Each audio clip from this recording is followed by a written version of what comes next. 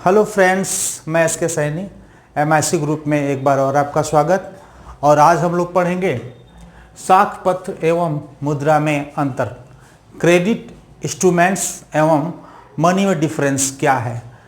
तो इसके पहले हम आपको बताएं साख क्या है और पत्र क्या है और मुद्रा क्या है। सबसे पहले हम जानने का प्रयास करते हैं कि साख पत्र एवं मुद्रा में अंतर। साख पत्र यानी साख का मतलब हमने बताया था कि वर्तमान बेस के आधार पे भविष्य में भुगतान के लिए लिया गया ऋण साख कहलाता है। जैसे चेक है तो चेक का साख क्या है, अकाउंट में बैलेंस। एक किसान है, किसान का साख क्या है, उसकी फसल। एक दुकान का साख क्या है, उसका दुकान। एक दुकानदार का साख क्या है, उसका दुकान। तो इस तरह से हम देखें कि साख एवं मुद्रा में क्या अंतर है। सबसे पहले अब जानने का हम प्रयास करेंगे। साख एक ऐच्छिक मुद्रा है। साख कैसा है? साख एक ऐच्छिक मुद्रा है और मनी यानी मुद्रा एक वैधानिक मुद्रा है, लीगल मनी है। साख एक ऐच्छिक मुद्रा है यानी हमारे ऊपर निर्भर करता है कि हम उसको स्वीकार करें या ना करें, लेकिन मुद्रा का स्वीकार करना हमारे लिए बाध्यता है, वो लीगल है। हम अगर उसे स्वीकार नहीं करते हैं तो हमारे ऊपर कुछ धाराएं भी लग सकता है। तो इस तरह से हम कह सकते हैं कि साख मुद्रा ऐच्छिक मुद्रा है और मनी मुद्रा क्या है, वो वैधानिक मुद्रा यानी जो कागज के नोट एवं सिक्के हैं जिसे रिजर्व बैंक ऑफ इंडिया के द्वारा इशू किया जाता है, वो लीगल मनी है, वो वैधानिक मुद्रा है। और ये साख पत्र हैं, वो हम व्यक्ति या संस्था या सरकार कोई भी उसे जारी कर सकता है। ऐसे हम आपको लिख रखे हैं समय बचाने के लिए। यहाँ इसमें हम लिखे मुद्रा, इसमें लिखे हम साख पत्र। साख पत्र के अंतर्गत हमने कल बताया था कि चेक, विनिमय विपत्र, हुंडी, प्रतिज्ञा पत्र, बैंक ड्राफ्ट, इस तरह से बहुत सारे ऐसे इंस्ट्रूमेंट्स हैं जो पेपर पे लिख करके सिग्नेचर कर देने से वो एक साख मुद्रा बन जाता है, साख पत्र बन जाता है, जो विश्वास के आधार पे प्रचलन में होता है, चलता है। उसका हम प्रयोग करते हैं क्रय विक्रय या ऋण के आदान प्रदान के लिए। उसी तरह से हम यहाँ पे देख सकते हैं अंतर का आधार यहाँ पे मुद्रा और यहाँ पे साख पत्र यानी क्रेडिट इंस्ट्रूमेंट, और यहाँ पे मनी, यहाँ पे डिफरेंस का जो बेस बनाया गया है वो चीज़ है। इसमें हम देखते हैं निर्गमन। मुद्रा का निर्गमन कौन करता है, यानी मुद्रा का निर्गमन रिजर्व बैंक ऑफ इंडिया के द्वारा किया जाता है, यानी RBI, reserve bank of India. ये रिजर्व बैंक ऑफ इंडिया बैंकों का बैंक है, जो समस्त बैंकों पे उसका नियंत्रण रहता है, देश की मॉनेटरी एंड क्रेडिट पॉलिसी को बनाता है, देश की अर्थव्यवस्था में उसका अहम रोल है, और फिक्सिंग एक्सचेंज रेट को भी वो संतुलन में बनाए रखने का काम करता है। तो इस तरह से हम कह सकते हैं कि जो मनी है, मुद्रा है, जो कागज के नोट हैं, सिक्के हैं, उसे रिजर्व बैंक ऑफ इंडिया यानी केंद्रीय बैंक एवं सरकार के द्वारा निर्गमित किया जाता है।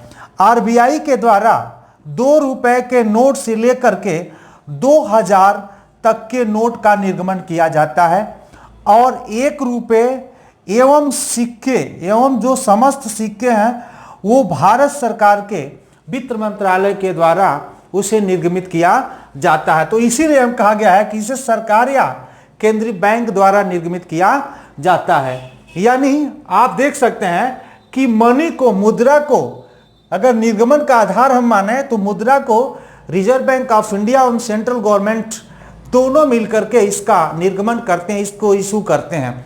जैसे कागज का जो नोट होता है वो रिजर्व बैंक ऑफ इंडिया के द्वारा निर्गमित किया जाता है, और जो सिक्के होते हैं और 1 रुपए का नोट होता है उसे भारत सरकार के वित्त मंत्रालय के द्वारा निर्गमित किया जाता है। साख पत्र में हम देख सकते हैं यह व्यक्ति, फर्म या सरकार द्वारा जारी किया जाता है। हम भी कोई क्रेडिट इंस्ट्रूमेंट जारी कर सकते हैं, जैसे हुंडी हुआ, उस पर हम लिख करके उसको जारी कर सकते हैं। मान लीजिए कोई कंपनी है तो वो अपने कंपनी का कोई साख पत्र वो जारी कर सकता है, जिसका भुगतान वो संबंधित संस्थाओं के द्वारा किया जाएगा। सरकार भी उसे उस तरह के इंस्ट्रूमेंट्स को इशू कर सकती है। तो इस तरह से हमने देखा यह व्यक्तियों, फर्मों, सरकार द्वारा जारी किया जाता है। लेकिन ये क्या है, केवल केंद्रीय सरकार और रिजर्व बैंक ऑफ इंडिया के द्वारा ही निर्मित किया जाता है, जिसके अंतर्गत कागज के नोट एवं सिक्के होते हैं। यह विभिन्न प्रकार के फर्में, जैसे हमारे यहाँ जितने भी पब्लिक सेक्टर के अंतर्गत काम करने वाली बैंक्स हैं, वो सभी बैंक्स अलग अलग वो क्रेडिट इंस्ट्रूमेंट साख पत्र जारी करते हैं। सरकार भी अपना साख पत्र जारी करता है, जैसे आप देख सकते हैं कि ट्रेजरी बिल वगैरह इस तरह के जो बॉन्ड्स हैं, ऋण पत्र हैं, ये सब गवर्नमेंट ऑफ इंडिया के द्वारा इशू किया जाता है। तो ये भी एक प्रकार का साख पत्र है जो विश्वास के आधार पे उसका हम प्रयोग करते हैं। नेक्स्ट दूसरा डिफरेंस देखें, विधिग्राह्यता, मतलब उसको कैसे हम एक्सेप्ट करते हैं, उसके लिए कानून क्या है। तो इसमें मुद्रा कानूनन ग्राह्य होता है, यानी आप मुद्रा को स्वीकार करने के लिए बाध्य होते हैं, आप उसको इग्नोर नहीं कर सकते हैं, आपको उसको स्वीकार करना ही पड़ेगा, आपको उसका भुगतान करना ही पड़ेगा, आप मुद्रा के द्वारा आपकी आवश्यकताओं की पूर्ति करनी ही पड़ेगी। तो इस तरह से हम कह सकते हैं कि मुद्रा कानून के द्वारा ग्राह्य होता है, लेकिन साख पत्र कानूनन ग्राह्य नहीं होता है। यानी कानून के द्वारा हमें प्रेशर में रख करके इसे स्वीकार करने के लिए हमें मजबूर नहीं कर सकते हैं। वो मेरे ऊपर निर्भर करता है, मेरी इच्छा पर निर्भर करता है कि हम इन साख पत्रों का प्रयोग करें या ना करें। क्योंकि अगर ऐसा हो जाता कि वैधानिक हो जाता तो हम सब्जी की बाजार में जाते और एक गड्डी चेक ले लेते और हमारे पास अकाउंट में पैसा नहीं होता, सोचते कि चलो कल हम डाल देंगे, कल इसका भुगतान प्राप्त करेगा दुकानदार, तो 2 रुपये का मिर्चा खरीदे, 2 रुपये का लहसुन खरीदे, 5 रुपये का हम साग खरीदे, गोभी खरीदे। तो अलग अलग दुकानों से अगर चेक काटते रहेंगे तो वो क्या होता, किसान जो है वो चेक को इकट्ठा करके वो भुगतान उसका प्राप्त करता ही रह जाएगा, बैंक में जाएगा वगैरह वगैरह। इसीलिए उसे लीगल मनी नहीं कहा गया है, वो ऐच्छिक मनी है, हमारी इच्छा के ऊपर निर्भर करता है कि हमें इसे स्वीकार करें या ना करें। तो देखिए विधिग्राह्यता, मुद्रा कानूनन ग्राह्य होती है और साख पत्र कानूनन ग्राह्य नहीं होती है। इसे हम प्रेशर के साथ उसे एक्सेप्ट करने के लिए किसी को हम प्रेशर नहीं दे सकते हैं, दबाव नहीं दे सकते हैं। नेक्स्ट तीसरा हम देख सकते हैं एकरूपता। एकरूपता का मतलब यह है सरकार या केंद्रीय बैंक द्वारा, यानी जो गवर्नमेंट ऑफ इंडिया और सेंट्रल बैंक यानी रिजर्व बैंक ऑफ इंडिया और गवर्नमेंट ऑफ इंडिया के द्वारा जो नोट का निर्गमन किया जाता है उसमें एक रूपता होता है। जैसे आपने देखा होगा जो आरबीआई 2 रुपए के लेकर 2000 का नोट जो जारी करती है, 1 रुपये का नोट जो गवर्नमेंट ऑफ जो इंडिया है ये जो जारी करता है, 1 रुपया का नोट एवं सिक्के, इनकी जो रूप रंग स्वभाव आकार सब एक जैसा होगा। और 2 रुपये से लेकर के 2000 तक के नोट का रूप रंग आकार सब एक जैसा होगा। देख सकते हैं 500 की गड्डी सब एक ही जैसा, 2000 की गड्डी एक ही जैसा होगी। तो इस तरह से हम कह सकते, क्योंकि एक ही संस्था के द्वारा इसको इशू किया जाता है, निर्मित किया जाता है, तो इसके रूप रंग आकार स्वभाव में कोई डिफरेंस, कोई परिवर्तन नहीं होता। यही कहा गया है सरकार या केंद्रीय बैंक द्वारा जारी किए जाते हैं। एक रूपता मतलब इसके अंतर्गत एक रूपता आती है, उसमें कोई डिफरेंस नहीं होता। ऐसा नहीं एक 500 का नोट का अलग अलग कलर होगा, दूसरे का अलग कलर होगा, नहीं, एक जैसा होता है। लेकिन विभिन्न व्यक्तियों संस्थाओं के द्वारा जो जैसे साख पत्र, जैसे आप देख सकते हैं स्टेट बैंक ऑफ इंडिया का, एसबीआई का चेक का रूप रंग अलग होगा, एचडीएफसी का रूप चेक का अलग होगा, यूबीआई का अलग होगा, पीएनबी का अलग है। यानी जितने भी पब्लिक सेक्टर के अंतर्गत काम करने वाले निजी एवं सरकारी दोनों बैंकों की मैं बात करूं, कमर्शियल बैंक जितने भी है, उन सभी कमर्शियल बैंकों के चेक का रूप रंग आकार प्रारूप सब अलग अलग होता है। आपको पता चल जाएगा कि स्टेट बैंक ऑफ इंडिया का, ये पंजाब नेशनल बैंक इंडिया का, क्योंकि सबके बैंक का लोगो उस चेक पे लगा हुआ होता है। तो इस तरह से हम कह सकते हैं कि सरकार या बैंक यानी विभिन्न व्यक्तियों संस्थाओं के द्वारा जो साख पत्र जारी किया जाता है उसका रूप रंग आकार स्वभाव सब अलग अलग होता है। नेक्स्ट हम देख सकते हैं कि क्रय शक्ति, मुद्रा में क्रय शक्ति। देखिए मुद्रा का भी कोई मूल्य नहीं होता है, मुद्रा में केवल क्रय शक्ति क्षमता होती है। जिस दिन मुद्रा की क्रय शक्ति क्षमता खत्म हो जाती है वो चलन से बाहर हो जाएगा। आपके घरों में 25 पैसे, 50 पैसे, 10 पैसे, 20 पैसे इधर उधर अर्चे बर्चे कहीं कबाड़ में आपको गिरा पड़ा हुआ होगा, उस पैसे को देख करके आपके अंदर वो अब आकर्षण नहीं होगा, क्योंकि उसमें क्रय शक्ति क्षमता, उसमें खरीदने की क्षमता क्या हो गई है, समाप्त हो गई। जैसे घर का एक बूढ़ा व्यक्ति जब अनबेड हो जाता है तो लोग कहते हैं कि ये कब यहाँ से चले जाए, क्यों? क्योंकि उनमें परचेजिंग पावर नहीं है, उनमें क्रय शक्ति क्षमता नहीं है, इसलिए अब उनका कोई बड़ा महत्व नहीं है, तो इसलिए हम चाहते हैं कि यहाँ से जल्दी से चले जाए। उसी तरह से जो मुद्रा होता है, मुद्रा का कोई मूल्य नहीं होता है, उसकी क्रय शक्ति क्षमता जब तक बनी रहती है बाजार में, तब तक लोगों के हाथ में, बैंक्स में, तिजोरी में वो उसका प्रयोग पड़ा रहता है।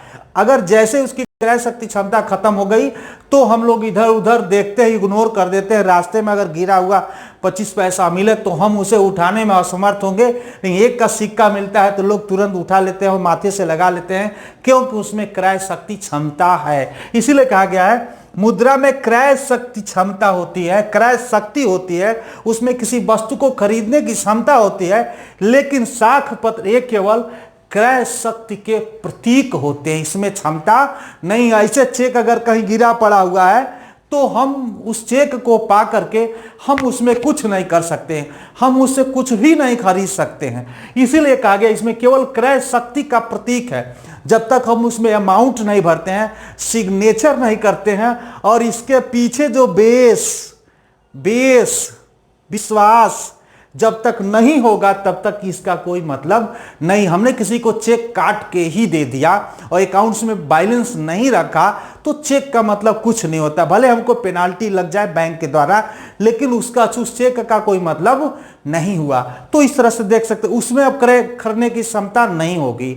तो इस तरह से हम कह सकते हैं कि क्रय शक्ति के दृष्टिकोण से देखा जाए तो इसमें क्रय शक्ति क्षमता होती है, ये क्रय शक्ति का केवल एक प्रतीक होता है। हाँ, ये खरीद सकता है जब इसके अंतर्गत साख होगा, इसका विश्वास होगा, अकाउंट में बैलेंस होगा, तब ये किसी वस्तु को खरीद सकता है। इसका 500 है तो 500 ही का वस्तु खरीद सकता है, लेकिन एक चेक में हम 500 भी भर सकते हैं, 5 रुपया भी भर सकते हैं, 5 लाख भी भर सकते हैं, 50,000 रुपया भी भर सकते हैं। उसी चेक से उसमें क्रय शक्ति क्षमता उस तरह का विद्यमान हो जाती है। नेक्स्ट देखते हैं मूल्य का मापक। यह मूल्य का मापक होता है। मूल्य का मापक से तात्पर्य है कि जैसे वस्तु विनिमय प्रणाली के अंतर्गत यह एक बहुत बड़ी समस्या थी कि किसी वस्तु के मूल्य के मापक का हमारे पास कोई प्रारूप नहीं था। जैसे मान लीजिए कितने का है, 10 रुपये का है। 1 मीटर कपड़े का दाम 5 रुपया है तो 10 मीटर कपड़े का काम क्या है, 50 रुपया है। तो क्या है, मूल्य का मापक। यानी जैसे जैसे वस्तु की मात्रा में वृद्धि होती जाएगी वैसे वैसे रुपए की भी मात्रा में वृद्धि होती जाएगी। उसी के गुणांक में हम उसका वैल्यूएशन निकाल लेते हैं। जैसे 1 केजी चीनी का दाम 40 रुपया तो 5 केजी के दाम 200 रुपया। तो 5 केजी चीनी लेना है तो हमको 200 देना पड़ेगा, और 1 केजी लेना है तो हमको केवल 40 रुपया देना पड़ेगा। तो इस तरह कर सकते हैं। यह मूल्य का मापक होता है, यह मूल्य का मापक नहीं होता है, क्योंकि चेक का कोई मूल्य नहीं होता है। उसमें अमाउंट में 5 रुपया भी भर सकता हूँ, 500 भी भर सकता हूँ, 5,000 भी भर सकता हूँ, 50,000 भी भर सकता हूँ, 5 लाख भी भर सकता हूँ। तो इस तरह से हम कह सकते हैं यह मूल्य का मापक नहीं होता है। यह जो मनी है, मुद्रा है, मूल्य का मापक होता है। विनिमय का माध्यम, यह विनिमय के माध्यम होती है। विनिमय का मतलब होता है एक्सचेंज, यानी किसी वस्तु को प्राप्त करने के लिए उसको हम मुद्रा के द्वारा भुगतान कर देते हैं। जैसे मार्कर हमको खरीदना है तो इसको मान लीजिए 25 रुपया है, हमने 25 रुपया कैश दिया, हमको मार्कर मिल गया, विनिमय हो गया। हमने पैसा दिया, हमको सामान मिल गया। तो वस्तु विनिमय प्रणाली में विनिमय भी एक बड़ा महत्वपूर्ण कारक रहा, जो मुद्रा के वजह से, मुद्रा की उत्पत्ति के वजह से विनिमय को हम सरल बना लिए पैसे से। क्योंकि पहले वस्तु के बदले वस्तुओं को लेन देन किया जाता था, जिसमें बहुत सारी समस्याएं आती थी। तो इस तरह से हमने देखा कि यह विनिमय का माध्यम होता है। यह केवल धन के हस्तांतरण में सहायक होता है। यानी एक स्थान से दूसरे स्थान को धन को स्थानांतरित करना है तो चेक के माध्यम से, एक व्यक्ति से दूसरे व्यक्ति को अगर धन को स्थानांतरित करना है तो हम इस चेक के द्वारा यह काम कर सकते हैं। तो इसलिए मुझे विनिमय का माध्यम नहीं है, ये विनिमय का माध्यम है ये विनिमय का माध्यम नहीं, अगर विनिमय का माध्यम हो जाता तो लीगल हो जाता। लीगल हो जाता तो हम 5 रुपये का भी प्रयोग चेक से करना शुरू कर देते जब हमारे पास पैसे नहीं होते। नेक्स्ट है प्रचलन क्षेत्र। मुद्रा देश के सभी क्षेत्रों में चलती है, यानी जो करेंसी होता है, बैंक नोट्स होता है, देश के सभी क्षेत्रों में वो चलन में होता है। लेकिन जो चेक है उसका एक निश्चित एरिया है, उस निश्चित एरिया से दूर जाने पे समस्याएं उत्पन्न होना शुरू हो जाता है। हालांकि वो चलेगा ऐसा नहीं है। स्टेट बैंक ऑफ इंडिया का चेक है तो हम भारत के किसी भी कोने से हम प्राप्त कर सकते हैं, लेकिन उसकी भी एक रूल है, नियम है, उसमें एक टाइम लग सकता है, समय लग सकता है, थोड़ी दिक्कतें आती हैं, इसीलिए थोड़ा असुविधाजनक होता है। इसीलिए क्या गया, मुद्रा देश के सभी क्षेत्रों में चलती है। यहाँ देवरिया में भी मुद्रा वही मुद्रा चलेगा, जम्मू एंड कश्मीर में भी चलेगा, चेन्नई में भी वही चलेगा। हम जिस जैसे पश्चिम क्षेत्र में चले जाएं तो भी वहाँ वही चलेगा, कलकत्ता वगैरह में भी चले जाएं, यही पैसा सभी जगह, गली गली, देहात, शहर, बड़े बड़े मॉल, बड़े बड़े संस्थानों में इसी मुद्रा का हम प्रयोग करते हैं। लेकिन सभी संस्थानों में हम चेक का प्रयोग नहीं करते हैं क्योंकि वो विश्वास के आधार पर चलता है। हमने चेक काट के चले दे दिया, हम चले यहाँ पे आए, अकाउंट्स में बैलेंस नहीं, हमने सामान कर लिया, इसलिए वहाँ की जो जनता है उसको चेक को एक्सेप्ट नहीं करेगी क्योंकि आपको कहाँ तक ढूंढेगी। इसीलिए मैंने कहा कि ऐच्छिक मुद्रा होता है, चेक मेरे इच्छा के ऊपर निर्भर करता है, उसे स्वीकार करें या ना करें। नेक्स्ट हस्तांतरण। मुद्रा का हस्तांतरण स्वतंत्र होता है, मतलब एक हाथों से दूसरे हाथों को स्थानांतरित करना हो, हस्तांतरित करना, लेन देन करना तो स्वतंत्र है, कोई भी व्यक्ति ले लेगा। अनपढ़ व्यक्ति भी, यहाँ तक अंधे भी व्यक्ति नोट को पहचान जाते हैं हाँ क्या है, और स्वेच्छा से वो ले लेते हैं। बहुत सारे ऐसे ट्रेनों वगैरह में सफ़र में आप देखते होंगे कि लोग ऐसे इस तरह के लोग होते हैं जो विकलांग होते हैं और गाना गाते हैं, सामान बेचते हैं, और पैसे जैसे उनको मिलता है वो पता चल जाता है 10, 20, 50, 500, 1000, 2000 का नोट है कि कैसा नोट, वो समझ जाते हैं। उनकी शिक्षा दीक्षा उस तरह की दी जाती है। तो हम देख सकते हैं हस्तांतरण, मुद्रा का हस्तांतरण स्वतंत्र होता है, साख पत्रों का हस्तांतरण स्वतंत्र नहीं होता है। यानी क्या होता है, साख पत्रों के हस्तांतरण करने के लिए प्रायः बेचान करने की आवश्यकता पड़ती है, यानी चेक को बेचना पड़ता है किसी व्यक्ति को।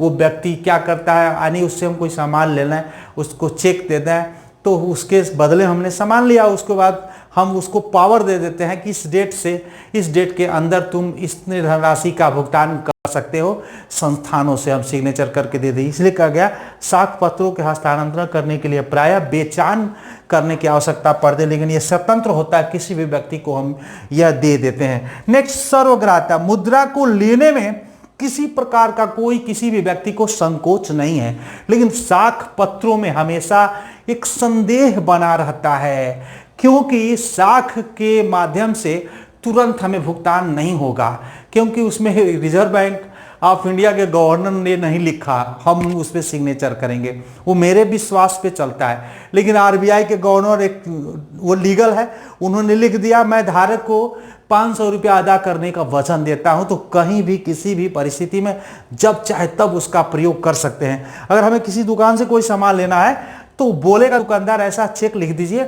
हम भुगतान प्राप्त कर लेंगे, उसके बाद हम आपको क्या करेंगे, आपको ये सामान दे देंगे।